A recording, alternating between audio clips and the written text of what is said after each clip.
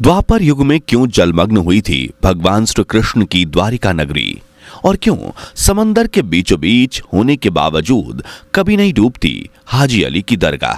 श्री कृष्ण की द्वारिका नगरी एक ऐसा शहर जिसे महाभारत काल के दौरान स्वयं भगवान श्री कृष्ण ने बसाया था।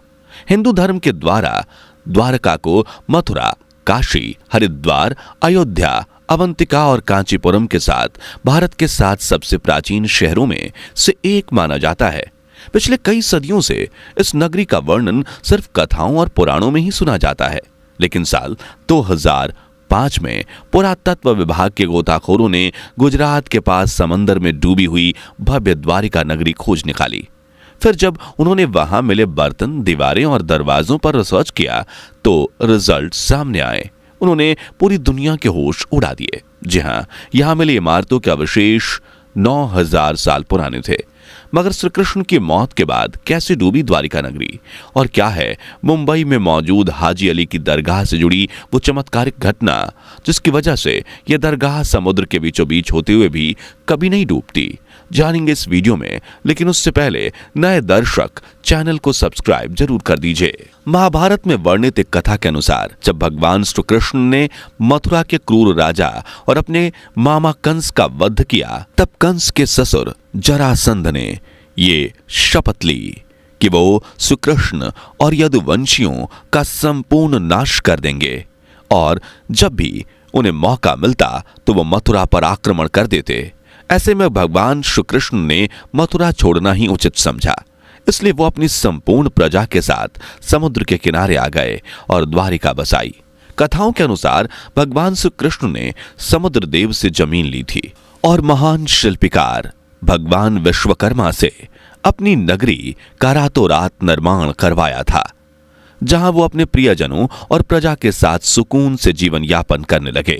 लेकिन फिर समय का पहिया घूमा और 36 सालों तक द्वारिका नगरी पर राज करने के बाद भगवान श्री कृष्ण अपना देह त्याग करके स्वर्ग चले गए, जिनके साथ उनकी द्वारिका नगरी भी रातों रात पानी में डूबकर गायब हो गई। मगर आज से कुछ दशक पूर्व पुरातत्व विभाग को गुजरात के पास समंदर में श्री कृष्ण की उसी द्वारिका नगरी के अवशेष मिले जो करीब 9000 साल पुराने थे। मगर इतनी वैभवशाली नगरी अचानक से जलमग्न कैसे हो गई? इसे लेकर पौराणिक ग्रंथों में इससे जुड़ी 2 कथाओं का वर्णन किया गया है।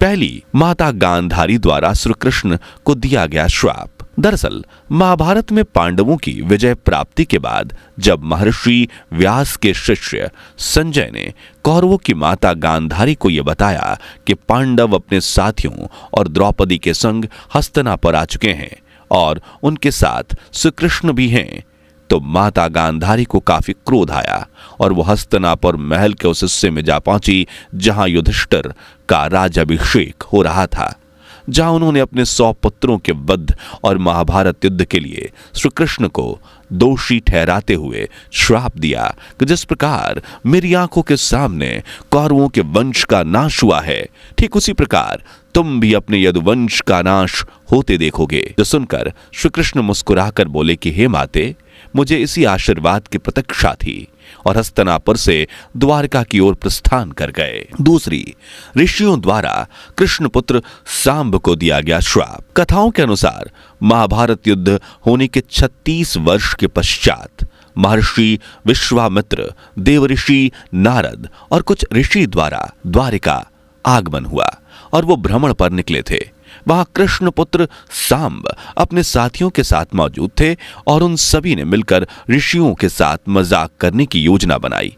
फिर सांब ने एक स्त्री का रूप धारण कर लिया और अपने मित्रों के साथ ऋषियों के पास गए।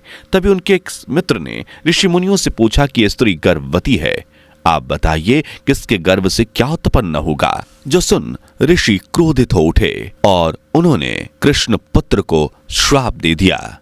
उन्होंने कहा कि यह कृष्ण का पुत्र यदुवंशी और अंधक वंशी पुरुषों का नाश करने वाले एक लोहे का मूसल उत्पन्न करेगा, जिसके द्वारा तुम जैसे क्रूर, अहंकारी और क्रोधी लोग अपने समस्त कुल का संहार कर दोगे। श्री कृष्ण और उनके बड़े भाई बलराम के सिवाय सभी लोगों पर इस मूसल का प्रभाव होगा। श्राप के फलस्वरूप सांब ने मूसल उत्पन्न किया, मगर यह बात पता चलते ही राजा उग्रसेन ने मूसल चोरी करवाकर उसे दूर समंदर में फेंकवा दिया। साथ ही उन्होंने द्वारिका वासियों के सामने ऐसी घोषणा की जिसमें उन्होंने कहा कि कोई भी वृषणी और अंधक वंशी मदिरा का उत्पादन और सेवन नहीं करेगा, और अगर उसे ऐसा करते पकड़ा गया तो मृत्यु दंड दिया जाएगा। मगर ऋषियों के श्राप की वजह से द्वारिका में आए दिन अशुभ घटनाएं होने लगी, जैसे कि गायों के गर्भ से गड्ढे, कुत्तियों के पेट से बिल्ले और नेवलियों के पेट से चूहों का जन्म होने लगा। सभी प्राणी अलग अलग आवाज निकालने लगे और चूहों की संख्या तो इतनी बढ़ गई कि उन्होंने द्वारिका वासियों का जीना हराम कर दिया। इन अपशकुनों को देख श्री कृष्ण समझ गए कि कौरवों की माता गांधारी का श्राप सत्य होने का समय आ गया है। फिर श्री कृष्ण ने यदुवंशियों को तीर्थ यात्रा करने की आज्ञा दी।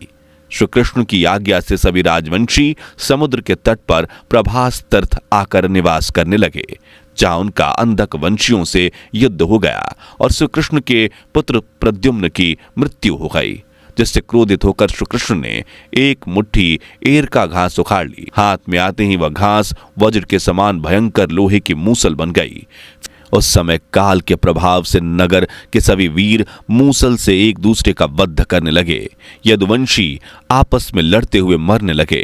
तभी श्री कृष्ण ने पांडवों तक इस युद्ध के बारे में संदेश पहुंचाया और यहां अपने पिता वसुदेव को कहा कि अर्जुन के आने पर आप स्त्रियों की रक्षा करना, और वो वन को चले गए, जहां उन्होंने माता गांधारी के श्राप के बारे में सोचा और फिर देह त्यागने की इच्छा से श्री कृष्ण ने अपने इंद्रियों को संयमित किया और महायोग की अवस्था में पृथ्वी पर लेट गए। जिस समय भगवान श्री कृष्ण समाधि में लीन थे, उसी समय एक शिकारी हिरणों का शिकार करने के उद्देश्य से वहां आ गया। उसने हिरण समझकर दूर से ही श्री कृष्ण पर तीर चला दिया। फिर जब वह अपना शिकार पकड़ने के लिए आगे बढ़ा तो योग में स्थित भगवान श्री कृष्ण को देखकर उसे अपनी भूल पर पश्चाताप हुआ। तब श्री कृष्ण ने उसे आश्वासन दिया और परम धाम चले गए। इधर अर्जुन द्वारका पहुंचे और उन्हें देखते ही श्री कृष्ण की रानियां रोने लगीं, जिन्हें रोता देख अर्जुन भी रोने लगे और श्री कृष्ण को याद करने लगे। इसके बाद अर्जुन वसुदेव जी से मिले। वसुदेव जी ने अर्जुन को श्री कृष्ण का संदेश सुनाते हुए कहा कि द्वारिका शीघ्र ही समुद्र में डूबने वाली है, अतः सभी नगरवासियों को अपने साथ ले जाओ। फिर अर्जुन अपने साथ श्री कृष्ण के परिजनों के तथा नगरवासियों को इंद्रप्रस्थ की ओर लेकर चल दिए। उन सभी के जाते ही द्वारिका नगरी समुद्र में जलमग्न हो गई। तब से लेकर द्वारिका नगरी की बात सिर्फ कथाओं और पुराणों में की जाती है, लेकिन फिर साल 2015 में भारतीय पुरातत्व सर्वेक्षण के गोताखोरों ने गुजरात के पास समुद्र में कई फीट गहराई में डूबी द्वारिका नगरी के अवशेष खोज निकाले, जो 9000 साल पुराने निकले। चलिए अब बात करते हैं भारत के एक ऐसे तैरते हुए अजूबे के बारे में जो पिछले 600 सालों से समंदर के बीचों बीच तैर रहा है, जिसके सामने सुनामी की लहरें भी नतमस्तक हो जाती हैं और जहां पूरी दुनिया के हर धर्म के लोग अपनी मन्नतें लेकर आते हैं। तो ये अजूबा है मुंबई की हाजी अली की दरगाह, जिसे मुस्लिम धर्म में भारत के सबसे पवित्र स्थानों में से एक माना जाता है। यह दरगाह मुंबई के वर्ली में तट से 500 मीटर दूर एक छोटे से द्वीप या टापू पर बनी हुई है, जो तट से एक छोटे से पुल के जरिए जुड़ा हुआ है, जिसके दोनों तरफ समुद्र की लहरें उठती रहती हैं और ज्वार आने पर पूरा का पूरा पुल उसमें समा जाता है, लेकिन दरगाह तक पानी की एक बूंद भी नहीं पहुंच पाती। इस दरगाह को इंडो इस्लामिक आर्किटेक्चर का अद्भुत नमूना कहा जाता है, जिसे 1430 में बनाया गया था, लेकिन इसके बनाने के पीछे की कहानी वाकई दिलचस्प है। इस्लाम धर्म के मुताबिक हाजी अली उज्बेकिस्तान से थे और एक बार जब वो वहां नमाज पढ़ रहे थे, तभी वहां एक महिला रोती हुई गुजरी।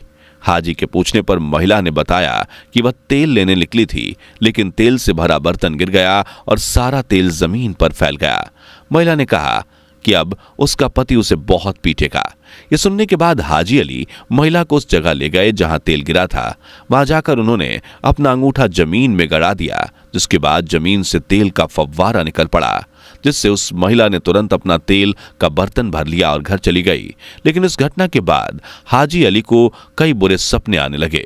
उन्होंने ऐसा करके धरती को जख्मी कर दिया। उसके बाद वो गुमसुम रहने लगे और बीमार पड़ गए। इससे छुटकारा पाने व्यापार करने के लिए वो अपनी मां से अनुमति लेकर मुंबई आ गए, जहां वो वर्ली में रहने लगे। यहां पर रहते हुए उन्हें यह महसूस हुआ कि वह अपने आगे का जीवन यहीं पर अपने धर्म का प्रचार करते हुए बिताएंगे, जिसके कारण इन्होंने अपनी मां को खत लिखकर इसकी जानकारी दी। साथ ही अपनी पूरी धन संपत्ति जरूरतमंदों में बांट देने का प्रचार करने लगे, जिसके बाद वो सबसे पहले हज की यात्रा पर गए, लेकिन इस दौरान उनकी मौत हो गई। कहा जाता है कि हाजी अली की अंतिम इच्छा थी कि उनको दफनाया ना जाए, बल्कि उनके शरीर को एक ताबूत में रखकर बहा दिया जाए, और ऐसा ही किया गया। इसी कारण उनका ताबूत अरब सागर में होता हुआ मुंबई की इसी जगह पर आ रुका जहां वे रहते थे और अपने धर्म का प्रचार करते थे। और हैरानी की बात तो ये रही कि बीच में कहीं भी हाजी अली का ताबूत ना डूबा, ना उसके अंदर पानी गया। इस करिश्मे को देखकर लोगों ने उन्हें पूजना शुरू किया और 1431 में उनकी याद में यहां दरगाह बनाई गई। कहा जाता है कि आज भी समुद्र में चाहे कितनी भी तेज ज्वार आए, लेकिन वो हाजी अली की दरगाह में पानी की एक बूंद फेंकने से भी कतराती है। इसलिए सभी धर्म के लोग यहां अपनी मनोकामनाएं लेकर आते हैं और इस दरगाह में अपना शीश झुकाते हैं, और चमत्कारिक रूप से यहां कुछ समय में उनकी मनोकामनाएं पूर्ण भी हो जाती हैं, परंतु वो सच्चे दिल से विश्वास के साथ मांगी गई मन्नत होनी चाहिए। तो दोस्तों, आज के लिए बस इतना ही। अगली वीडियो आप किस टॉपिक पर देखना चाहते हैं कमेंट्स में जरूर बताइए, और वीडियो अच्छा लगा हो तो इसे लाइक शेयर जरूर कर दीजिए। साथ ही भारत के धार्मिक इतिहास से जुड़ी ऐसी ही सच्ची कहानियों से रूबरू होते रहने के लिए हमारे चैनल को सब्सक्राइब करके पास वाली घंटी जरूर बजा दीजिए। धन्यवाद।